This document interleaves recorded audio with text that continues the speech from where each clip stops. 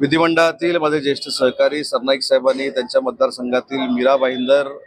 या परिसरातील पाणी वाढवण्याचं जे निवेदन दिलंय त्या संदर्भात तातडीनं बैठक घेऊन हे पाणी वाढवण्याचा निर्णय आजच आमच्या विभागानं घेतलेला आहे। आज शटडाऊन असल्यामुळं उद्या किंवा परवापासून याची अंमलबजावणी केली जाईल आणि पाणी टंचाई होणार नाही आणि उद्योजकांना देखील पाणी कमी पडणार नाही याची दक्षता मीरा भाईंदरमध्ये 100% घेण्याचा निर्णय आज मी घेतलेला आहे। मध्ये पाणी टंचाईचं सावट निर्माण झालं होतं। या निवडणुकांच्या दरम्यान अनेक नागरिकांनी पाणी कपातीवर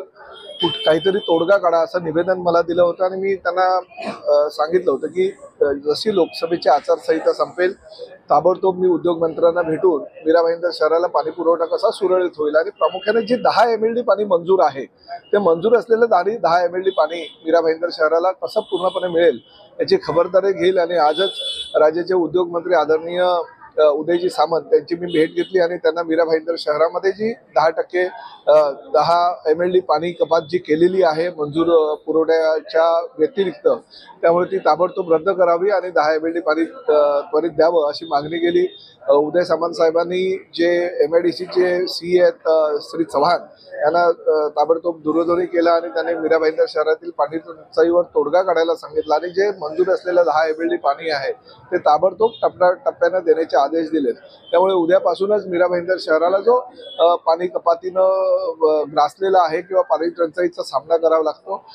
तो सामना करावा लागणार नाही आणि सरकारनं आता उद्योग मंत्र्यांच्या माध्यमातून जो निर्णय घेतला त्याचं मी मनापासून अभिनंदन करतो। मीरा भाईंदर शहरातील जनतेनं जे प्रेम शिवसेनेवर दाखवलं त्याचं फलित म्हणून लगेच दुसऱ्या दिवसापासून त्या भागाचा स्थानिक आमदार म्हणून मी कामाला लागलो आणि उद्योग मंत्र्यांनी त्याला ताबडतोब पाठिंबा दिला त्याबद्दल मी त्यांचंही मनापासून आभार व्यक्त करतो। मुख्यमंत्री श्री एकनाथ शिंदे साहेबांच्या नेतृत्वाखालचं सरकार अतिशय चांगल्या पद्धतीने ह्या मीरा भाईंदर शहर आणि ठाण्याच्या विकासासाठी कटिबद्ध आहे हे परत एकदा ह्या भूमिकेमुळे दाखवलं।